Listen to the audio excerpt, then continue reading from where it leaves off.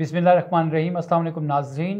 आज फिर इस प्रोग्राम के होस्ट सबी इब्राहीम जो थे उनको कहीं पर ज़रूरी तो काम से जाना पड़ गया, इसलिए मेज़बानी का शर्फ मुझे मिला। मेरे साथ आज ज़ुल्करनैन इकबाल जो सुप्रीम कोर्ट के सीनियर रिपोर्टर हैं। आज सुप्रीम कोर्ट में चीफ़ जस्टिस काज़ी फ़ाइज़ ईसा की सरबराही में 2019 का जो फैज़ाबाद धरना केस था, उस फैसले पर अमल दरामद के हवाले से समाअत जो थी वो फ़िक्स थी। 3 रुकनी बेंच सुप्रीम कोर्ट का जो था वो आज उसने इस केस की समाअत की। हुकूमत की जानिब से जो फैक्ट फाइंडिंग कमेटी तश्कील दी गई थी फैसले पर अमल दरामद के हवाले से, उसको आज सुप्रीम कोर्ट ने मुस्तरद कर दिया और शदीद बरहमी का भी इज़हार किया। इसके साथ-साथ चेयरमैन पेमरा की भी सरज़निश की गई और उनके जो वकील जो थे उनको भी अदालत के गुस्से का सामना करना पड़ा, जिसके बाइस वो अपना वकालतनामा वापस लेकर चले गए। ज़ुल्करनैन, आज की जो समाअत थी काफ़ी तवील चली है। सुबह शुरू हुई और शाम तक ये समाअत जो थी चलती रही, मेरा ख़्याल में 4:30-5 बजे तक। तो क्या अहवाल रहा आज सुप्रीम कोर्ट के अंदर? फ़खर साहब, मजमूई तौर पर 5 घंटे की आज समाअत हुई है और तहरीक-ए-इंसाफ ने इस्तदा की थी कि उनकी नज़रसानी दरख्वास्त वापस अदालत करे। वो इस्तदा मंजूर हो गई, उनकी दरख्वास्त वापस हो गई, एमक्यूएम की वापस हो गई। इसी तरीके से पेमरा वाली दरख्वास्त पे क्या फ़ैसला हुआ, ये हुक्मनामे में कुछ नहीं लिखवाया गया। अलबत्ता चेयरमैन पेमरा के हवाले से बड़ी सख्त ऑब्जर्वेशंस अदालत ने दे दी। उसके अलावा एजाज़ुल हक ने ये कहा था कि जो ISI की रिपोर्ट में उनके मुतालिक लिखा गया था कि वो उन्होंने धरने की हिमायत की थी, तो उन्होंने अपना एफ़िडेविट गुज़श्ता समाअत पे पहले बात हुई, फिर आज एफ़िडेविट उन्होंने दिया अपने वकील के ज़रिए कि मैंने ना धरने की हिमायत की थी, ना मैं धरने में शरीक हुआ था, ना मेरा कोई ताल्लुक़ है। तो मेरे हवाले से जो अदालती फ़ैसले में ऑब्ज़र्वेशन दी गई है वो उसको हज़फ किया जाए, उसको ख़त्म किया जाए। उस पे कोर्ट ने कहा कि जी क्योंकि एजाज़ुल हक ने एफ़िडेविट दे दिया है, इसलिए कोई भी ऑब्ज़र्वेशन अगर अदालत ने अपने फ़ैसले में दी है या ISI की रिपोर्ट में है तो वो उनके ख़िलाफ़ इस्तेमाल कभी किसी भी सूरत में नहीं हो सकेगी। इसके अलावा इलेक्शन कमीशन ऑफ पाकिस्तान ने जो तहरीक लब्बैक के हवाले से कहा था कि उनको सिर्फ 15 लाख रुपए की फ़ॉरेन फंडिंग हुई है, जो कि महज़ पीनट्स है किसी सियासी जमात के लिए, इसलिए उसको कोई इस काबिल नहीं समझते कि उनके खिलाफ कार्रवाई की जाए। लिहाजा मामूली अमाउंट को इलेक्शन कमीशन ने फ़ॉरगिव करते हुए कहा कि जी बस उनके मामला सारे ठीक हैं। उस पर सुप्रीम कोर्ट ने बड़ी बरहमी का इज़हार किया और इलेक्शन कमीशन ने इस्तदा की कि हमें ये अपना रिप्लाई वापस करने दें ताकि हम दोबारा इसका जायज़ा लेके तो रिपोर्ट अपनी जमा अमल दरामद रिपोर्ट जमा करवाएंगे। वो अदालत ने मंजूर कर ली। ये तो था ऑर्डर। हुआ क्या कि अबसार आलम साहब आज उनका ज़िक्र हुआ, पेश हुए। उन्होंने सबसे पहले आए अटॉर्नी जनरल, उन्होंने कहा जी फैक्ट फाइंडिंग हमने एक कमेटी बनाई है जिसमें एडिशनल सेक्रेटरी दिफा हैं, एडिशनल सेक्रेटरी दाखिला हैं और डायरेक्टर ISI हैं, ये सारी खोज लगाएंगे, ये करेंगे, वो करेंगे। पूरा उन्होंने TOR पढ़ के सुनाए। तो जजेस ने सवाल पूछा ये कमेटी किस कानून के तहत बनाई गई है। अटॉर्नी जनरल के पास कोई जवाब नहीं था इस बात का। कि फिर पूछा इस कमेटी की आइनी और कानूनी हैसियत क्या है। अटॉर्नी जनरल ने कहा जी उनके पास कोई जवाब नहीं था। तो कोर्ट ने कहा कि तो इसकी कानूनी हैसियत ही नहीं है। अगर किसी को बुलाए और वो कहे जी तुम कौन हो, मैं क्यों तुम्हारे सामने पेश हूँ, तो कमेटी क्या कर सकती है। इस पर अटॉर्नी जनरल ने कहा जी कुछ नहीं कर सकती क्योंकि वो किसी लॉ की बैकिंग नहीं थी उसे। फिर अटॉर्नी जनरल ने कहा कि जी अदालत हमें मौका दे। Federal government inquiry commission act 2017 के तहत एक बनाएगी। कमीशन बनाने का मैं कहता हूँ कि जी हम गवर्नमेंट से बात करूँगा कि हम एक कमीशन बना देंगे। वो ज़रा पावरफुल होगा, उसके पास सिविल कोर्ट के इख्तियारात भी होंगे, वो किसी को तलब भी कर सकेगा और जवाब तलबी भी कर सकेगा, उसकी रिपोर्ट पब्लिक भी होगी और बाइंडिंग भी होगी। इस किस्म की उन्होंने बातें की। उन्होंने कहा जी ठीक है, हम आप पे एतबार करते हुए आपको मौका देते हैं।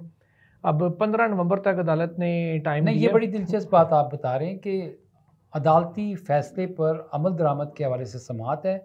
अटॉर्नी जनरल अदालत को बताते हैं कि कमीशन बनाएंगे, तो कमीशन क्या करेगा? देखिए, अदालत ने अपने फ़ैसले में ये कहा था कि तमाम वो अफसरान जिन्होंने जो यूनिफ़ॉर्म अफसरान थे और अपने हलफ की खिलाफ वर्जी की थी, उनके खिलाफ कार्रवाई की जाए। और उन्होंने तमाम सर्विसेज चीफ़ को कहा था वो अपने तौर पे इस मामले को देखें। अब इंक्वायरी तो ज़ाहिर होनी है, तयन तो करना ही है ना कि किसने खिलाफ वर्जी की, हलफ की या किसने नहीं की। वो तयन करने के लिए बेसिकली ये कमीशन बनाया जाएगा जो सबके किरदारों का तयन करेगा। अब सार आलम ने अपना बयान हल्फी दिया जिसमें उन्होंने जनरल फैज़ हमीद का जिक्र किया और कहा कि जी उस वक्त DGC थे जब धरने के दौरान 92 हेट स्पीचेस और वायलेंस को दिखा रहा था, तो मैंने 92 न्यूज़ को बंद किया।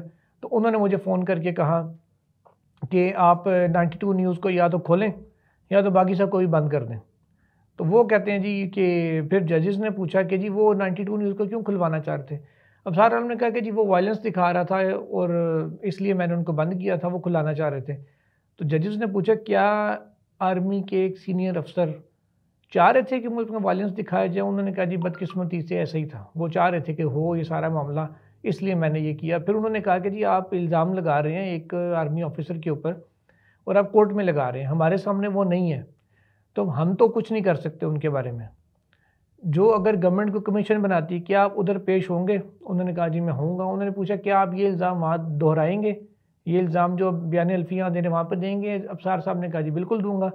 फिर कोर्ट ने उन्हें कहा हो सकता है वहाँ पे कमीशन उनको भी बुलाया, जनरल फैज़ हमीद को, वो भी आएँ, वो अपना मौक़िफ़ दें और आप पे जरा भी करें। तो अफसार साहब ने कहा जी मैं तैयार हूँ जरा के लिए भी। तो फिर उन्होंने ये बात यहाँ पर कंक्लूड हुई और फिर आगे उन्होंने अपने खैर खतूत काफ़ी सारे लिखे थे वज़ीर आज़म को और इनको कि जी इस तरह मुझे धमकियाँ मिल रही हैं, ये हो रहा है वो हो रहा है। उस पर फिर जजेस ने कहा कि जी वज़ीर आज़म को आपने ख़त लिख दिया, आप अथॉरिटी हैं, आपने कहा जी मीडिया के कुछ अनासिर हैं जो मुझे धमकियाँ दे रहे हैं, तो वो तो आपके अंडर थे, आपने क्यों नहीं कार्रवाई की? वज़ीर आज़म को थानेदार तो नहीं है कि FIR दर्ज करेगा, FIA ने करनी है, कॉल रिकॉर्ड या जो भी करना है। और ये 2017 में जो वज़ीर आज़म थे वो शाहिद खाकान अब्बासी, पहला जो लेटर उन्होंने लिखा वो नवाज शरीफ साहब को लिखा था। अच्छा। और वो खुद उन्होंने जो बताया, अतर मिनल्ला साहब ने भी कहा उस वक्त वज़ीर आज़म नवाज शरीफ थे, तो उन्होंने क्यों नहीं कुछ किया? जब कुर्सी से उतर जाते हैं फिर सारे कहते हैं हम बड़े मजबूर थे, हकीकत ये है। तो पहले कोई नहीं बोलता, पहले कोई कुछ नहीं करता। अफसार साहब ने चले कम अज़ कम सिस्टम किस तरीके से चल रहा है उसकी निशानदेही तो होगी। पर्चियों का क्या जिक्र था? पर्चियों का कि पर्चियों पे सिस्टम को चलाने की कोशिश की जा रही, कोई इस तरह की बात थी? वो नहीं, उन्होंने बेसिकली वो ये कह रहे थे कि पाकिस्तान में दो तरीके से काम होता है, या जो लोग कहते हैं कि या तो ऊपर से हुक्म आ जाता है या फिर पहिए लग जाते हैं फाइल को। तो वो शायद यहाँ पे भी पहिए लगे थे या क्या था, उन्होंने कहा जी अब तो हम नहीं भी कुछ कह सकते। अलबत्ता फिर उन्होंने चेयरमैन पैमरा को बार बार बुला के पूछा आपने किसके कहने पे रिव्यू फाइल किया था? उन्होंने कहा जी मैंने अपने मेम्बरान से ज़बानी मशवरा किया था और हमारा ये फैसला था कि जी इस हद तक हम रिव्यू करेंगे जो आपने लिखा कि जी पैमरा ने एक्शन नहीं लिया, जबकि हमने एक्शन लिया था और हम एक्शन पे इम्प्लीमेंटेशन रिपोर्ट भी दे चुके हैं। उससे फिर बार बार कहा गया नहीं आप सच बताएं किसने आपको कहा था रिव्यू फाइल करने का? उन्होंने कहा जी मेरा अपना फैसला था। इस चीज़ के ऊपर उनको कोर्ट ने बहुत ग्रिल किया और नाजायज़ किया, इसलिए कि जब वो कह रहे हैं जी मेरा फैसला था, जजेस कहते हैं नहीं आप सच बताएं। अब अगर चीफ साहब को सच पता है कि क्या था तो वो खुद बोल देते। अब अगले एक बंदे से आप पूछ रहे हैं वो अच्छा, ये बात बड़ी दिलचस्प है कि एक शख्स अपने ऊपर एक मामले की जिम्मेदारी जो है वो डाल रहा है और फिर उसके बाद अगर ये सवाल उठाया जाए कि आप सच बोलें तो इससे ज़्यादा और वो क्या बात कहेगा कि वो तो जिम्मेदारी ले रहा है कि इसको वापस लेने का, इसको फाइल करने का फैसला जो था वो दोनों मेरे हैं। देखिए, और अफसार आलम को फिर बुला के कहा कि जी आप भी चेयरमैन पैमरा थे, मौजूदा चेयरमैन कहते हैं मेरे पे तो कभी किसी ने दबाव नहीं डाला, आपके ऊपर इतना दबाव क्यों था? अफसार साहब ने कहा कि जी ये तो फिर अब वो बड़े लकी हैं कि उनके ऊपर कोई दबाव नहीं है, मेरे पे तो बहुत ज़्यादा था। और मुझे उन्होंने कहा जी पहले इसी नतीजे में बातें जो मैं उनकी नहीं मानता था जनरल फैज़ हमीद के और उनके स्टाफ की, तो इस वजह से मुझे मेरे खिलाफ पटिशनें आई लाहौर हाई कोर्ट में, इस्लामाबाद में और सिंध में। लाहौर हाई कोर्ट की पटिशन में मुझे ओहदे से हटा दिया गया। फिर जजेस ने कहा जी आपने सुप्रीम कोर्ट में क्यों नहीं अपील की? तो उन्होंने कहा जी मैंने की थी लेकिन वो मुझे कोई उम्मीद नहीं थी। फिर चीफ साहब ने कहा, काजी फ़ाइज़ा साहब ने, कि जी उम्मीद ख़त्म होना कुफर है, आपकी अदम पैरवी पे आपकी जो है ना पटिशन खारिज हुई हुई है, आपने रिस्टोर करने की भी दरख्वास्त नहीं दी, हम आपके लिए अब क्या कर सकते हैं? खैर वो चेयरमैन पैमरा के वाले से उन्होंने बार बार ऑर्डर लिखवाते हुए पूछा कि जी आपको किसने हुक्म दिया? तो वो चुप रहे, उन्होंने कहा जी नहीं, मैं जो अपना फैसला था। फिर कोर्ट ने लिखवा दिया कि जी उन्होंने अदालत को गुमराह करने की कोशिश की, अदालत के साथ सच नहीं बोला। फिर उन्होंने कोर्ट ने ये तक कहा कि जी आपके कंडक्ट का गवर्नमेंट जायज़ा लेगी, तीन हुकूमतों तो आपसे बड़ी खुश रही हैं, अब आपके साथ क्या होगा हमें नहीं पता, हमें आप जवाब नहीं देते, कमीशन आपको बुलाए शायद उनको दे दें। अब सार आलम को बुला के कहा जी आपकी नज़र में इनको कौन हुक्म दे सकता है नज़रसानी दायर करने का? उन्होंने कहा जी मैं अपने तजर्बे की बेस पे बता सकता हूँ, या तो वजारत इत्तलात ने इनको कहा होगा ज़बानी तौर पे, अगर ये ज़बानी फ़ैसला इन्होंने किया है क्योंकि इन राइटिंग में कहीं नहीं है, या वजारत इत्तलात ने इनको कहा होगा या फिर एजेंसियों ने कहा होगा कि जी इसको रिव्यू फाइल करें, अदरवाइज़ नहीं है। फिर कोर्ट ने ऑर्डर में ये लिखवाया कि जी अगर वफाकी हुकूमत को कमीशन बनाती है तो वी एक्सपेक्ट कि उसके TORs में ये भी शामिल होगा कि एक साथ 9 रिव्यू पटिशनें इस फैसले के ख़िलाफ़ किसके कहने पर दायर की गई, इस पर भी तफ्तीश होगी। और क्या एक ही बंदे के कहने पे सारी रिव्यू पटिशन्स फाइल हुई थी, इस नेक्सस को भी तवक्को है कि कमीशन अपने TORs में जायज़ा लेगा। इसका गोया कि उस कमीशन के TOR भी अदालत ने एक तरह से तय कर दिए। अब सवाल ये उठता है कि कोर्ट की नज़र में ऐसा क्या था कि वो क्या चाह रहे थे। अच्छा, बात हुई फिर एजाजुल हक की भी। एजाजुल हक के वाले से उन्होंने कहा, जब उनके वकील ने कहा कि जी उनके ऊपर जो ISI रिपोर्ट में लगाया गया एक तरह से बात है कि जी हमायत की, तो ये गलत है। काजी साहब ने कहा साबिक आर्मी चीफ के बेटे के खिलाफ ISI जो लिख रही है क्या वो गलत है? उन्होंने कहा जी गलत है। उन्होंने अपनी पोजीशन कह दी, हमने वाजे कर दिए कि हमारा उससे लेना देना कोई नहीं था धरने से। फिर उन्होंने कहा कि ज़ियाउल हक जो है वो साबिक आर्मी चीफ थे। काजी साहब ने कहा, उनके वकील ने कहा जी साबिक आर्मी चीफ नहीं थे, वो साबिक सदर पाकिस्तान भी थे।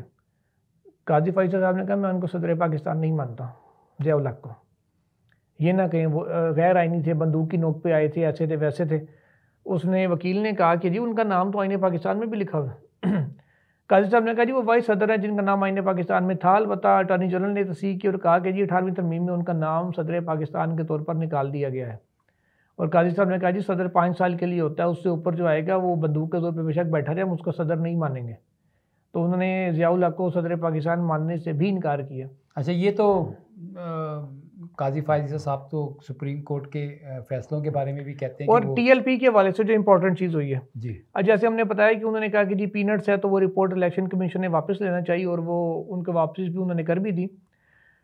बार बार कहा जा रहा था कि जी उन्होंने फॉरेन फंडिंग ली है, और जो फंडिंग उनको उन्होंने शो किया है शेख रियाद और दीगर लोगों की जानिब से, किसी ने 8 लाख दी, उन्होंने कहा जी अब चंदा जो भी देता है आप या 500 देंगे या 1000 देंगे या 100 देंगे या पूरा एक नोट देंगे या फिक्स एक राउंड ऑफ फिगर में देंगे, आप कभी 1820 रुपये चंदा नहीं देंगे या 710 रुपये नहीं देंगे या 740 रुपये नहीं देंगे। इस किस्म के फिगर्स बोले। उन्होंने कहा ये इस किस्म के फिगर्स आए हुए हैं, और हर पॉलिटिकल पार्टी आइन और कानून के तहत पाबंद है सोर्स ऑफ फंडिंग बताने की। उन्होंने इनका सोर्स नहीं बताया, कहा जी डोनर ने मना किया, वो कहा जी मेरा कोई रिकॉर्ड ना रखें। उन्होंने कहा खुद कमीशन के कमेटी ने लिखा कि जी ये जो है ना फॉरेन फंडिंग है, और कमीशन ने कह दिया जी मामूली सी ये जाने दें, 1 रुपया भी अगर फॉरेन फंडिंग आ जाए। उन्होंने कहा जी 50 लाख इनको टोटल फंडिंग हुई है, जिसमें से 15 लाख रुपये से ज़ायद जो है ना वो फॉरेन थी, मीन्स के 30% उनकी फंडिंग बाहर से आई थी। तो आपने क्या कार्रवाई की उनके खिलाफ? आइन क्या कहता है, कानून क्या कहता है? इन अदर वर्ड्स उन्होंने कहा जी हम तो कुछ नहीं कहेंगे, किसी पार्टी को बैन करें, किसी को जेल में डालें, अलबत्ता कमीशन खुद देखिए वो कानून फॉलो कर रहा है नहीं, अगर वो नहीं करता तो उसके कॉन्सिक्वेंस क्या होंगे। अच्छा, यहाँ पर अब ये इनडायरेक्टली TLP के ऊपर मामला पाबंदी की तरफ जा रहा है। अच्छा, TLP के ऊपर इसकी इम्प्लीकेशन के हवाले से आप बता रहे हैं, कनाडा का भी जिक्र आया, एक शख्स कनाडा से आए, और फिर सुप्रीम कोर्ट ने ये भी पूछा कि क्या अब भी वजारत दिफा जो है वो अपनी दरख्वास्त वापस लेने के फ़ैसले पर कायम है, क्योंकि बड़े सीरियस एलिगेशंस की बात सामने आई। ये सिचुएशन किस वक्त अराइज हुई? देखिए IB और वजारत दिफा की तो वकालत कर रहे थे अटॉर्नी जनरल, उन्होंने वो दोनों विड्रॉ कर ली और उनकी विड्रॉल अलाउ भी हो गई है, वो दरखास्तें होगी वापस। कनाडा वाली बात आई जब, क्योंकि नवाज शरीफ के खिलाफ जिसने जो भी किया है ना उसको बहुत सख्ती से निपटेंगे, कम से कम सुप्रीम कोर्ट तो बड़ी सख्ती नज़र आ रही है। तारुल कादरी कनाडा से आए थे जिनका धरना था 2014 में, तहरीक लब्बाइक का धरना था 2017 में, जिसकी सारी बात हो रही थी, जिसके ऊपर ये फैसला भी है, सारा कुछ हुआ। पिछली हेयरिंग में भी आज भी उन्होंने कहा जी कनाडा से एक साहब को इंपोर्ट किया गया था, उन्होंने आके यहाँ पे फसाद मचाया, कि हम यहाँ से कनाडा जाके फसाद मचा सकते हैं। कनाडा में एक सिख का कत्ल हुआ, उन्होंने जो है ना इंडिया से ताल्लुकात ख़त्म कर दिए और पता नहीं क्या क्या कुछ किया, ये सारी बातें चीफ साहब कर रहे थे। उन्होंने कहा कि हमने कैनेडियन गवर्नमेंट को ख़त लिखा है कभी कि जी आपका बंदा आके यहाँ ये करता है, या कोई ऐसी चीज़ की है किसी गवर्नमेंट ने की हो? तो अटॉर्नी जनरल ने कहा जी ऐसा कुछ भी नहीं किया। तो उन्होंने कहा जी क्या वो दोबारा उन साहब को इंपोर्ट किया जाएगा मुस्तकबिल में? अब बात ये, साथ ही उन्होंने कहा जी क्या मुजाहिरीन ने ख़त लिखा था स्पीकर को कि जी ये आपने कानून गलत बना दिया, इसको ठीक कर लें, हो सकता है गलती हो गई हो या उन्होंने जानबूझ के भी किया हो तो बाद में वो उनके ख़त के ऊपर ठीक कर लेते। ये तो किसी ने नहीं किया, सारे लगता है कि उस वक्त की गवर्नमेंट को टॉपल करने आए थे। अब बंदा उनसे पूछे कि तारुल कादरी का धरना 2014 का था, वो पॉलिटिकल मैटर के ऊपर था और सानिया मॉडल टाउन के ऊपर था, उसका इस कानून से क्या ताल्लुक था? वो क्यों खत लिखते स्पीकर को उस वाक़े पे जो होना ही उनके धरने के 3 साल के बाद था? तो लगता है काजी साहब को खुद ही क्लियर नहीं था, वो कंफ्यूज हो गए थे तारुल कादरी में और खादिम रिजवी में।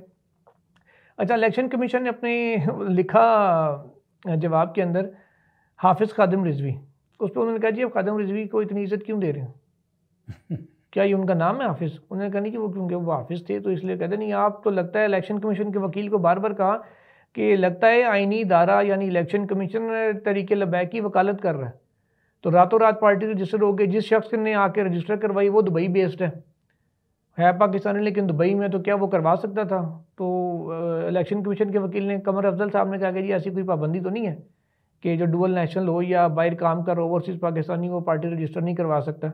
अलबत्ता काफ़ी आड़े हाथों उनको लिया गया और शेख रशीद की तरफ से पेश हुए। उनके एडवोकेट ऑन रिकॉर्ड महर मलिक गालिबन उनका नाम है, और उन्होंने कहा कि जी मेरा तो रब्ता नहीं हुआ शेख रशीद से, अलबत्ता हम दरख्वास्त विड्रॉ करना चाहते हैं। इस पर उन्होंने शेख रशीद को नोटिस कर दिया और कहा कि जब AOR का रब्ता ही नहीं है क्लाइंट के साथ तो किसके भी आप पे कह रही हैं, तो जाली दरख्वास्त लगती है। उन्होंने कहा नहीं, मुझे अमानुल्लाह करनानी जिन्होंने रिव्यू फाइल किया था उन्होंने लिख के भेजा ही है। तो उन्होंने कहा, अदालत ने कहा कि करनानी साहब का तो ख़त्म हो चुका है काम, वो तो वज़ीर बन गए हैं, वो तो आपको लिख के दे ही नहीं सकते। अब 15 नवंबर को 2 एलिमेंट्स के ऊपर समाअत होगी। इलेक्शन कमीशन को टाइम मिल गया 1 महीने का। चेयरमैन पैमला के खिलाफ तो खैर ऑब्जर्वेशन कोर्ट दे चुकी है। अब 15 नवंबर तक अदालत को आके वफाकी हुकूमत ने कमीशन से मुतलिक बताना है कि जी कायम कर दिया या नहीं किया, जो भी फैसला किया है। दूसरा, शेख रशीद के विड्रॉल की हद तक जो समाअत है ना वो 15 नवंबर को होगी। तो वज़ारत दिफा का मामला वो वापस हो गया, वज़ारत दिफा का रिव्यू उन्होंने वापस ले लिया, वो विड्रॉ हो गया। IB का रिव्यू विड्रॉ हो गया, वो भी वापस हो गया। PTI का विड्रॉ हो गया, MQM का विड्रॉ हो गया। और एक तैमूर मलिक थे वकील, उन्होंने कहा, हाई कोर्ट के वकील थे, उन्होंने रिव्यू फाइल किया था, कहा था इस फैसले के ऊपर मुझे एतराज़ है, इस फैसले को अदालत वापस ले। लेकिन कोर्ट ने कहा जी क्योंकि आपने टाइम पे फाइल नहीं किया, ना आप पार्टी थे, लिहाजा आपका रिव्यू नहीं बनता, उनकी रिव्यू को डिसमिस कर दिया गया। बड़ी दिलचस्प नाज़रीन आज की समाअत रही, और जिस तरह से ज़ुल्करनैन ने समाअत की तफसीलात बताई। ज़ुल्करनैन मुझे बताएं कि मसला तो फैसले पर अमल दरामद का था, अब कमीशन की तरफ चला गया है, तो ये सारे मामले का हासिल वसूल क्या हुआ आज की समाअत से, और फिर आगे क्या देख रहे हैं आप? देखिए, अब जो कमीशन गवर्नमेंट बनाती है, किसको सरबराह बनाती है, क्या TORs बनाती है, और वो रिपोर्ट क्या देता है। असल चीज़ ये थी कि अब बार बार जो कोर्ट कहती है कि जी सच बोलें, सच बोलें, सच बंदे को आज़ाद कर देता है। उनकी नज़र में सच क्या है ये समझ नहीं है। उनकी नज़र में शायद सिर्फ वही सच है जो अब सारा आलम ने बोला, बाकी सब झूठे थे। इसलिए बार बार सबकी क्लास ले रहे थे कि जी कोर्ट को ये नहीं बता रहे, कोर्ट को वो नहीं बता रहे। भैया आपको पता सच आप बोल दें।